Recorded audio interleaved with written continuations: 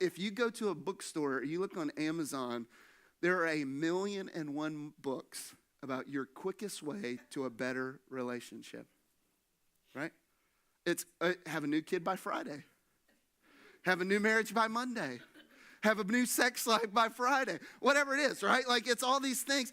And it's like, here's the quick fix. And our culture is so fast-paced, so oriented towards, what's the quick fix? I just want the juice. Like, give me the stuff. Like, I want the pill. I want the thing. I want this. Like, the microwave better work. Like, we want this quick fix thing. And listen to me. When it comes to relationship, there's only one way to grow. You ready? It's spelled Time. It's time. There's no quick fix. You didn't get to the place that you're in with your parenting overnight. Like, you didn't get to the place where you are in your dating relationship overnight. You didn't get to the place where you are in your marriage. You didn't get to the place in your friendship where you are overnight. And so you're definitely not going to get to a place of health or growth overnight either. It's this process of time. And so I want you to write down this truth, and then we're going to see where this is fleshed out. This comes from Song of Solomon chapter 2. But here's the truth that I think we need to take home today. The growth of your relationships, if you want to write this down, you can. Just click that next slide. The growth of your relationships will be in proportion to the intentional time that you spend doing two things. Right? Just read the two things. You don't have to write down the whole sentence. Just write down these two things. Say it with me. Overcoming obstacles and putting away distractions. Those two things. Like, the time that you intentionally spend. It's not just about being in the same room with one another, like as you look down at your phones. Right? Like, that doesn't do anything to grow your relationship. You can be around somebody all the time and your relationship be totally stagnant.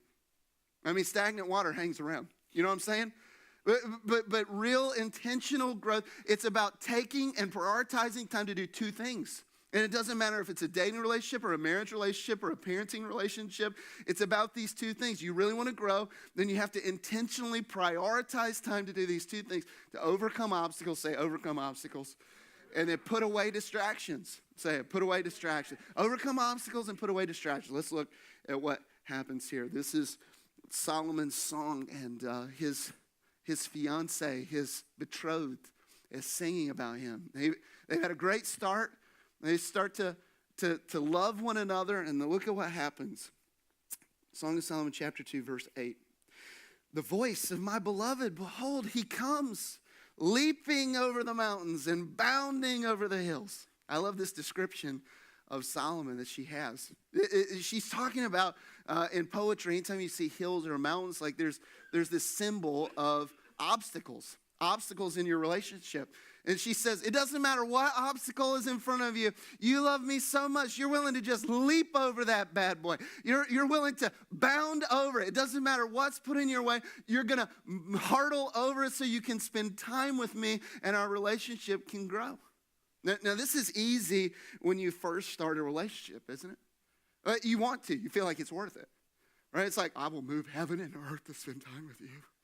Right? You know, it's like you hold that baby in your arms. You're like, nobody else is touching my child. This is my time. This is my baby, right? Like this, you start a dating relationship and it's like, yeah, who cares if I lose my job? Like, I've got to have time with you. Like, I've got to be on the phone. I don't care. I'll prop my eyelids open with toothpicks. You know what I'm saying? Like, but then once a relationship continues for a while, these obstacles are still there. And you have to choose whether you're going to intentionally take the time to overcome them or whether you're going to say, stop. And I'm good right where I am. I remember when I was a kid, I watched this show with my grandparents, Price is Right. Any Price is Right fans in the house? Bob Barker, right? Drew Carey's not a Price is Right host. Like, Bob Barker controlled the pet population single-handedly. Like, he was amazing. All right, so Bob Barker, but one of my favorite games is the cliffhanger game, right? You know, it's like where you pick something, you tell the price, and then if you're wrong, the guy starts going up the hill. And this is the sound that you heard, right? And, you know, it's like, or whatever, you know, I mean, this is what you do. And so, like, the whole time you're just hoping that this guy doesn't go over the mountain because you want him to stop, right? You know, and then if he stops before he gets to the edge of the mountain, you win like $30 of groceries. I mean, and it's the best day of your life. You know what I'm saying? And so here's the thing. In relationships, when we first start going, there's like this thing where we can't wait to bound over what other obstacle there is. It's like, they're so worth it. We're going to move heaven and earth to make this happen. But then, once we're in relationships a while, whether it's a parenting relationship or a dating or friendship, or, you start to say, is it worth it? I feel pretty good where I am. I mean, we're not great, but, I think I'm just good to stop. And we'll just hang out here for a while. But this is not what her beloved did. You're willing to move heaven and earth to overcome you joyfully bound over whatever obstacles are in front of us so that we can grow in our relationship. As Katie and I have been married for 15 years and been in ministry longer than that. And as I meet with couples and talk to them, I think there are 3 obstacles that really are sort of the biggest ones that most relationships face. And so you may just want to jot these down. I want you to think about which one, either in a dating relationship, a parenting relationship, maybe a marriage or a friendship, which of these obstacles are the ones that you face the most out of these 3? Number 1, you ready? It's communication. Communication. Now, here's what I mean for some of you. You ready? Unhealthy communication, right? And so you communicate plenty, but you probably communicate too much. It's like when the juices start flowing and you start to bite back at one another and there's this fighting stuff that happens, and then there's the name calling or, like put downs or whatever. There's this unhealthy communication. And here's what I want you to think about. You have this picture in your mind for every conversation. You can be like a warm blanket or gasoline, right? You can throw something on the fire and explode it, right? Or you can smother out whatever conflict is simmering. There's this unhealthy communication that some of us have, and we just fall into this pattern, and it's this obstacle for us. And if you're not intentional about it, guess what? Look right here. You will stay that way the rest of your life. And it won't just stay. You'll get worse. You'll go down into something even more. Because if you're not intentional about getting over this obstacle and coming out the other side, you'll just stay stuck. And so maybe you want to practice this Proverbs chapter 15, verse 1. It's, gentle answer turns away wrath. Harsh word stirs up anger. Maybe you got some unhealthy communication going on. And you just say, I need to be a warm blanket instead of throwing gasoline on the fire. Maybe for you, it's not unhealthy communication. Maybe it's a lack of communication, right? I talk to couples all the time. It's like, we never talk anymore. We never talk about anything. Like, I don't know about anything until the very last minute. Oh, you didn't know that I was going on this business trip? Oh, you didn't know that the kids had this tennis one? Oh, you didn't know about this or whatever it is? Maybe it's like that with your kids. Like, there's just no communication at all. You sit there at dinner and it's just boop, boop, boop, boop, boop, boop, boop, right? And it's just, there's no communication at all. You're thinking, where's that kid who would not stop asking me questions when they were 3, and I begged them to stop? Like, I'd love for them to ask me anything right now. Maybe it's this lack of communication. There's this confusion all the time. Maybe for you, you need to sit down and have like a calendar meeting where you sit down at the beginning of every week and you say, we're going to take 5 minutes and be intentional about our time. Let's talk about all week. What's your week like? Maybe you need to get a shared count, whatever it is. I don't know. Maybe there's a lack of communication. Or maybe you're like this couple or this family. It's just the facts communication, right? Just the facts, man, please. Like, I don't want to get too deep. Like, let's just talk about the weather and let's talk about what's next and the schedules. Like, we talk about calendar all the time. What do you mean we don't talk? Yeah, but we never talk about stuff that's important. What do you mean? Like, I thought paying the power bill was important. Like, we talked about that, right? And it's just the facts communication. But listen, you never go deeper. You don't talk about, it all centers around kids or money or work. Maybe you need to download an app on your phone that's like a questions app where you just talk to each other about stuff that you never thought to ask. Maybe you're just stuck in a rut, right? And your communication needs to go a little bit deeper. You need to put a date night, or you need to go and spend some time with just a kid and you need to ask them questions. You put away every other thing so that you can get over this communication obstacle. That's not the only obstacle. That's the first one, communication. Number 2, write this down. Here's the second one, different expectations. I want to tell you, especially in marriage, this is huge. Differing expectations, right? Well, maybe it's a big decision. You're not on the same page about your future or where you want to live or how many kids. And it's like, maybe we should have talked about that before we got married. It's like, yeah, you probably should have. That would have been a good thing. right? It's like, well, I'm really a city person. Well, I really love the country. It's like, well, that should have been the conversation before. And you're thinking, oh, I can't believe we never talked about this. Maybe it's not about big decisions. Maybe it's about everyday decisions. And you got different expectations. I want dinner parties with friends, and it's like, I'd rather stay home and have a movie night, or whatever it is. It's like, I'm the extrovert, I'm the introvert, or whatever, and there's differing expectations about what that's going to be like. Maybe it's differing expectations about finances. It's like, you can't take it with you when you die. Let's spend it, baby. Let's make experiences. And it's like, I would like to have more than bread and beans when we're old. You know what I mean? It's like this thing. And so there's differing expectations there, and that leads to this conflict. Maybe it's something that's about how you discipline kids. Right? That's a huge difference in expectation. Well, when I was little, man, my mom just spanked the mess out of me, and look how good I turned out, right? And it's like, point made, okay? And then it's like, I'm not doing that. I think time out is the way to go because that's what the Bible says. And it's like, no, it doesn't. Yeah, but anyway, I'm not trying to stir up conflict, but I'm just saying, maybe it's everyday decisions and you just got differing expectations. Maybe it's faulty expectations, right? And it's like in your mind, because of what was normal growing up, it's like, well, this is what a man does. This is what a woman does. It's like, really? What house did you grow up in? Or maybe it's these idealized roles, or maybe whatever it is. Maybe there's some differing expectations. This hurdle that you've got to overcome. You got different philosophies, or you got how busy should you be, or how scheduled should you be, and there's different expectations. Listen, the only way that you can overcome this is if you come to a solution or a compromise. That's it. You got to come to a solution or a compromise, or you got to change your expectation to a desire. And instead of saying, well, I expect this, you say, I'd love this. That'd be great.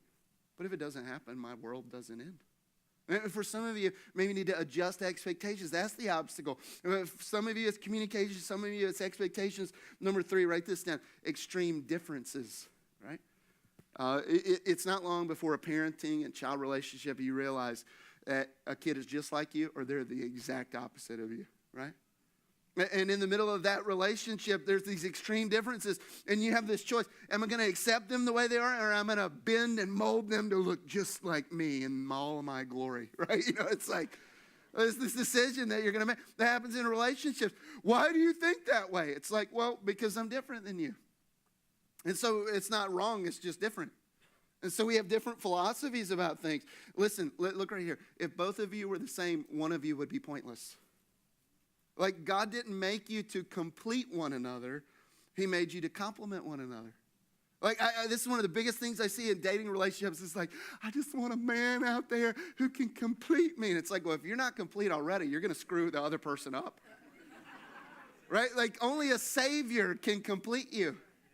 That's God's job. That's no man's job. Like a guy, if he's looking for a woman, it's, oh, I just need somebody. Now I have the other half of me. You're whole, all together with Jesus. If you're anything less than that, you're bringing something into a relationship that's dooming it to failure. Only 2 complete people can come together and make something brand new that's one. So you don't look for somebody to complete, but God gave us each other to complement. You've heard that opposites attract. It's because he wants this time to be together where you complement each other. It's like, oh, I never thought about that. And it's like, that's why you're here. Right? Maybe it's communication. Maybe it's differing expectations. Maybe it's extreme differences. But he decides, you know what? Listen, I'm going to overcome no matter what is thrown in front of me. I'm going to face it. I'm going to spend time intentionally building and growing this relationship. And look at what she says, verse 9. My beloved, he's like a gazelle, like a young stag. Behold, there he stands behind our wall, gazing through the windows. That sounds creepy. Looking through the lattice. It's not creepy, but he's waiting. He's anticipating his time with her, and he's done whatever it takes to set aside time so they can be together. Look at what it says, verse 10. My beloved speaks and says to me, arise, my love, my beautiful one, come away. For behold, the winter is past, the rain is gone, the flowers appear on the earth, the time of singing is come, and the voice of the turtledove is heard in our land. The fig tree ripens its figs, the vines are in blossom, they give forth fragrance. Arise, my love, my beautiful one. And what? What does he say? Come away. Oh, my dove, in the clefts of the rock, in the crannies of the cliff, let me see your face, let me hear your voice. Your voice is sweet, and your face is lovely. He says, I need FaceTime and voice time with you. Nothing else will do. I'm willing to overcome whatever it is. It doesn't matter if we're terrible communicators, we'll work through it. It doesn't matter if we have differing expectations, we can adjust and come to a compromise. It doesn't matter that we're so different. Like this guy grew up in a palace, and then his prospective bride is somebody who is terribly mistreated by all of her family, and she had to work this severe life. You couldn't come from two polar opposite worlds and differing views. Like you got the silver spoon kid in his mouth, and you got this silver spoon in his mouth, and you got this working girl who has really worked for every single thing she had, and she's been abused and neglected by her family. So it doesn't matter our communication is up. It doesn't matter if we have different expectations. It doesn't matter if we're just different, extremely different. We can work through it all because you're worth it. You're worth it. Now look at what it says. I love this. They've already worked through the obstacles, but now there's more to come. Look at what it says. Look at what she tells him. Verse 15. Read this with me. What does it say? Catch the foxes for us. The little foxes that what? Spoil the vineyards. For our vineyards are in blossom. Our relationship is growing, but there's little things that creep up and try to steal away our progress. Foxes in that time, they were these little pests. And so they would pop up out of the ground and they would take the young fruit before it was able to mature so that then when it would come harvest time, there wouldn't be this beautiful, plump, juicy fruit because the fox had already ruined the harvest that was to come. And so she looks at him and she's like, our love is blossoming. Our relationship is growing. But there's going to be things that try to steal away the progress that we're going to make. We have this fruitful, healthy, holy, happy life that's in front of us. But there's going to be little things that try to come in and swipe that away so that we don't have the harvest that God intends for us. And so she says, go catch him. Go catch him by the tail. Right? Like go catch the little foxes. Catch all the distractions that are coming in that have this potential to ruin what God is blossoming. Right? And so it's not just obstacles to overcome. It's distractions to what? Put away. And so she says, go get every distraction, everything that is taking and stealing your attention, and just gather them up and put them away so that we can focus one on one with one another, because that's how you grow a relationship. Listen, look right here. I think that more than any other day in all of history, we are more distracted than ever. Would you say that's true? We're more distracted than ever. Listen, I've got 3 distractions that I want you to think about, and maybe this is for you. These are ones for me. But I think this happens for all of us. There's 3 distractions that I see when I talk with people or counsel with people. Number 1, you ready? Self-centeredness. We live in a selfie culture, right? Everything's about me, I, number 1, mine, me, mine. But this is a time where we're all about us. Everything revolves around us. Like it's even in our slogans. You got to take care of number 1. Nobody else will. Like that's what our culture teaches, even from a young age. It's this thing of, listen, you got to look out for you. And so that's what happens in all these relationships. And sometimes we're so distracted seeking our own pleasure or our own entertainment or our own fulfillment or our own dreams that we don't have the time to pour into the relationships around us. Right? How many of you that this has happened to, where you're in the middle of something and somebody calls you? It's a friend, it's a coworker, it's a family member, a spouse, somebody you're dating, and you're in the middle of something that you're doing, right? Like Netflix watch list or whatever it is, right? And you're in the middle of this or working hard, whatever. And then they call and you're just like, oh, they're taking away my time. And we're so distracted with ourselves. Number 2, write this down. Here's the second distraction. Technology. Now, I want you to think about what life was like 50 years ago. 50 years ago. 30 years ago. 20 years ago even.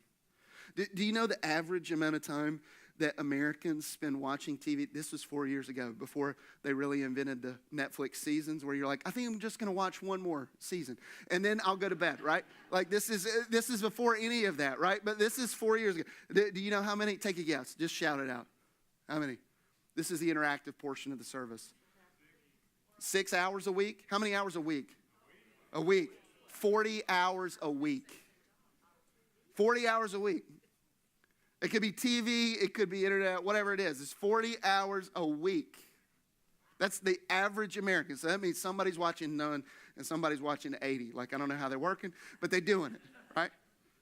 Now, you think about the distraction that is. We sit beside our person and we're watching stuff and we don't talk.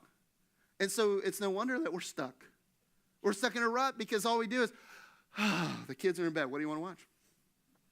Right? And then you don't talk about things. So how can you grow? How can you overcome obstacles? How can you get closer together? Because we're just so locked in on something else instead of looking at one another. This happens for me as a dad, right? I'll be in the middle of doing important church things, right? My kid wants to talk to me about something, and it's email, right? Because, it used to end at the office, right? But now it's like 24/7. We're all accessible to one another. And so in the middle of the night, whatever, kids come up, and it's like, are you on your phone doing stuff for work? You checking that email? You making sure that you're sending messages back? You want to be prompt? You want to be courteous? And it's like, no. I don't have time to talk about this right now. Hold on. Just after I send this email real quick. Millennials, it's even worse. How many millennials in the house? Right? Yeah, okay, a few of you.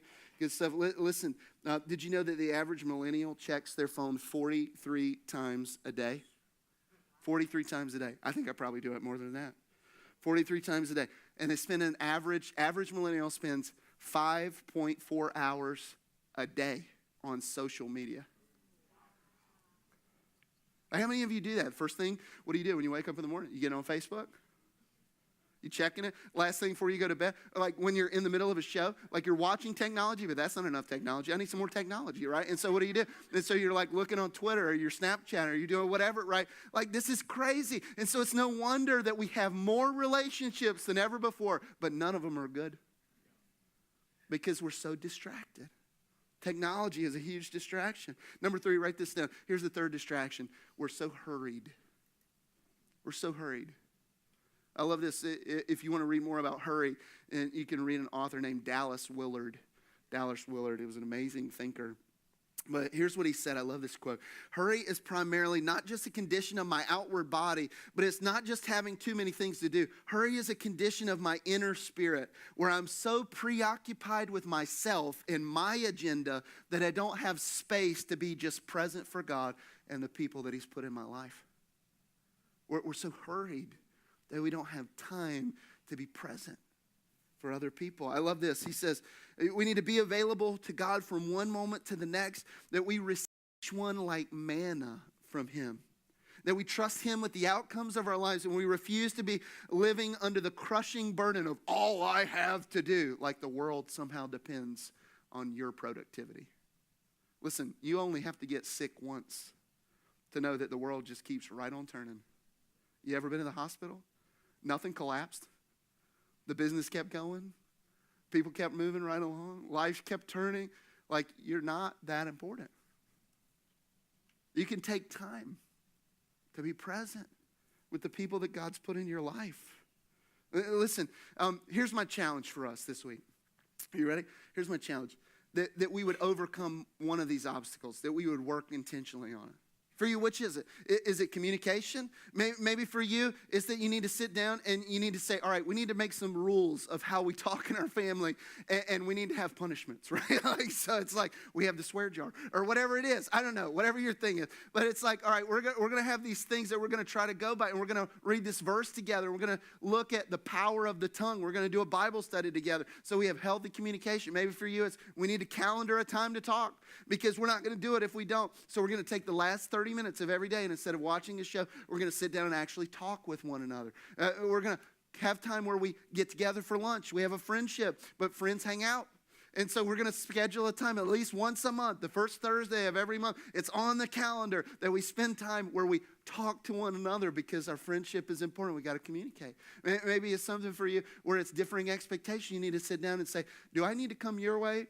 Do you need to come my way? Because this is causing us a really big obstacle in our relationship. I expect this and you expect this. And so this is causing huge tension. Do we need to have a compromise where we both kind of meet in the middle? Maybe it's for you. You need to, instead of looking at this other person and saying, why are you so weird, right? Why can't you be normal like me? Maybe you need to look at them and say, hey, you know what? You're God's gift. I never would look at life any way like you do without you, right? And so they're God's compliment to you. Maybe for some of you, it's this. Look right here. You're so distracted. And you've already come some obstacles, but you're stuck, right? And you need to actually spend time together to keep growing, or else you start to slide backwards. So maybe this week you take a fast. Maybe you fast from entertainment. Maybe you fast from social media. Like, do it for a day. Do it for a night. Do it for all week long, whatever it might be. And see how much more time that you have for the relationships around you so that you can be present. Listen, God's design is for us to know and be known. He wants you to have happy and holy and healthy relationships. What obstacles do you need to overcome? What distractions do you need to put away this week?